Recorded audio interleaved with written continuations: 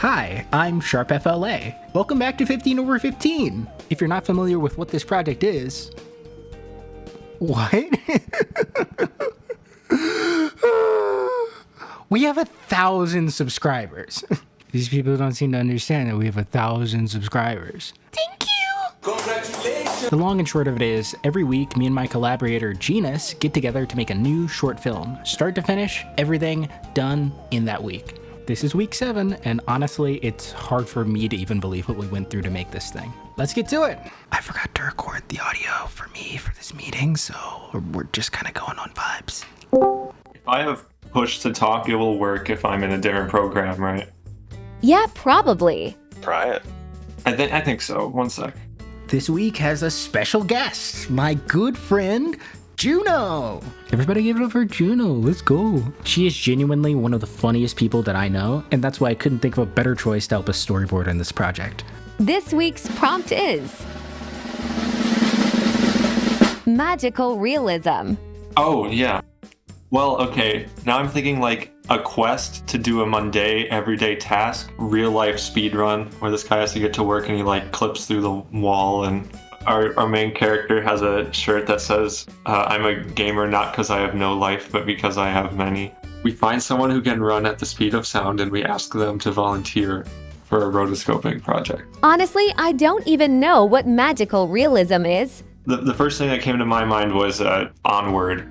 Is Harry Potter that? I don't know, a kid goes to wizard school? Wait 1 second. You're looking it up. So I thought it was like, it's the real world, but like we're experiencing it from the point of view of the main character who might like imagine things. Like when I was showing you Isoken, the anime about like making animation, and we're seeing the world being very animated loosely. Everyone's familiar with that animation that's like everywhere of the kid falling asleep in class when his head hits objects. Yeah. I've always wondered why your storyboards looked the way they do, and now I'm seeing the tools you're using and like, oh, okay. They have little square cuts out of them because you're using the select tool like that. Like, is there like a twist at the end where this is all in his head or whatever, and he's still like super late? The task, for me in the morning, obviously, for me, it's always just like getting out of bed. That is the biggest hurdle. What if he's sleeping in the morning and he's dreaming he's on a beach vacation? Maybe someone brings him a tray of like cocktails or something, and we just put a real like PNG of a famous person's face on the waiter or something. So we establish like apartment with AC, zoom in, AC breaks, thermometer gets slightly higher or something. Cut to him like sleeping, zoom in. In his head, he's at the beach. It keeps getting hotter at the beach. Cut to thermometer, getting hotter at the beach. He shoots awake or something. It sounds like a boomer comic. It's his wife, who he hates his boomer wife, and she's trying to wake him up. And with that, we have our story. We've kind of fallen into a formula when it comes to how our stories tend to go in these projects. If you're familiar with ideas like the hero's journey, you probably understand that stories tend to have similar structures to help guide the audience through.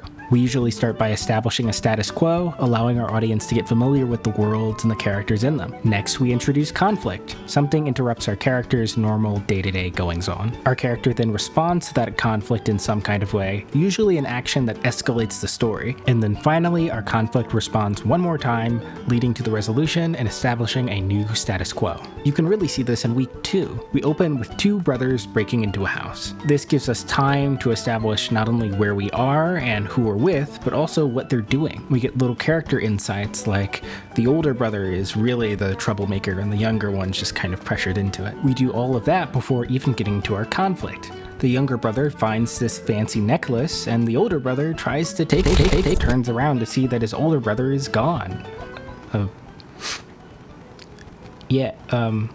Despite the formula, we always try to mix things up by sometimes telling things out of order or getting through multiple things at the same time. So, writing is one thing, but a part that matters just as much is the style. We needed to figure out what we wanted the short to even look like. Usually, we'll toss a bunch of ideas up and put together a mood board, but this time it came pretty naturally. We wanted to go for a boomer comic. We knew we wanted big noses and flat colors, partially because it fit the style, but also because we knew it'd make it way easier to color the whole thing. Change of pace this week, I designed the character this time.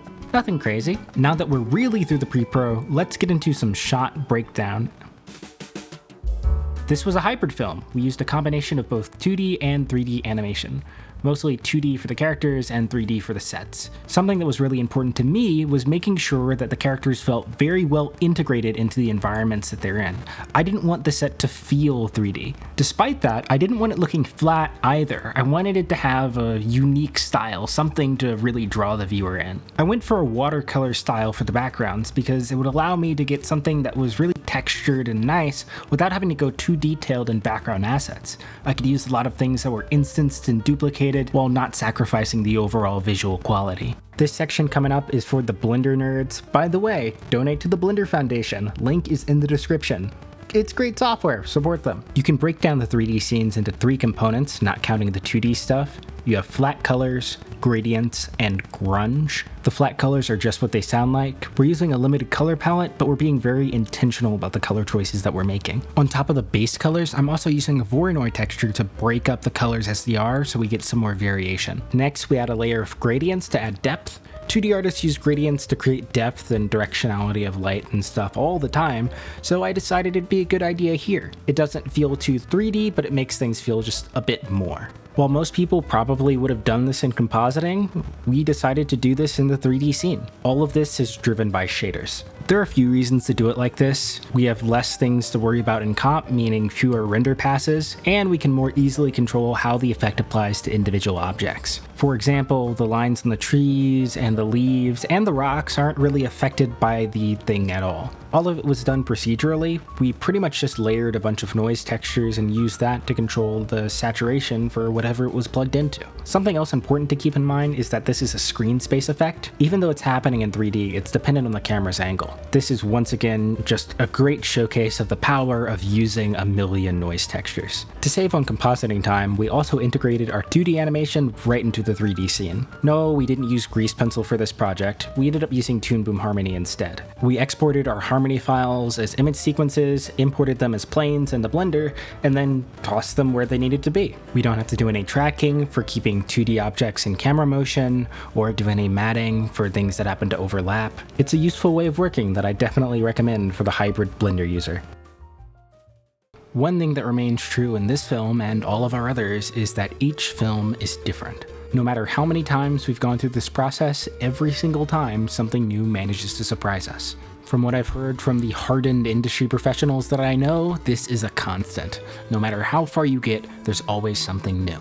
This week's surprise was one that seems to keep coming up, and that's just how hard it is to make something. No matter how clever we try to be, no matter how much we try to cut down, how optimized and convenient we make things for ourselves, making stuff is just hard. Neither Genus or me are particularly fast animators. We struggled to get to the end and animate all our shots, but all in all, honestly, this was a pretty good week. We weren't working crazy hours like we did in week 1, we weren't losing files like we did in week 2, and honestly, stuff looks pretty decent, unlike week 5. We've been improving throughout this whole process. The main sticking point for me that we failed to make work is the ending of this film. This is my fault. I lacked vision. I lacked ambition. From the beginning, we knew that just having him slide out of the bed, just from it being hot, wouldn't be interesting enough. Sometime towards the middle of the production, I had an idea. He pisses himself.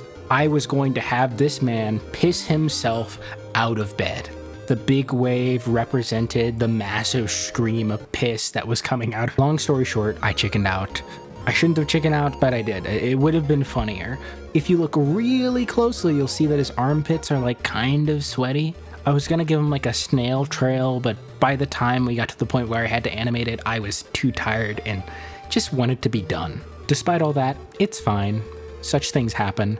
The point of this project is not to obsess over any individual film, but allow ourselves to get the experience of just making stuff without worrying about it being perfect, making stuff without worrying about every single little detail. This was kind of a big detail, but it got through the cracks, but you know, we're done. Our time's up, we move on to the next one. And I hope you'll watch the next one when it comes out in a week.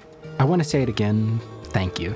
Thanks for getting this channel its first 1,000 subscribers, and I hope the work that we do here inspires you to go off and make your own film. We wanted to make a point, both to ourselves and others, that you can just make stuff. So please take that and run with it. If you want to see more of our videos, please subscribe, comment, like, do all of those interaction-y things. You can also support us individually. Check out Genus's most recent video on how he got hired at Glitch. Or check out my channel. I've got a few videos cooking right now. We'll see when they come out. Thanks for watching, and... Next time on 15 over 15. It's locked, like the door is actually locked. Yeah, we called in extra help just for one shot. Can you hit the grid for us?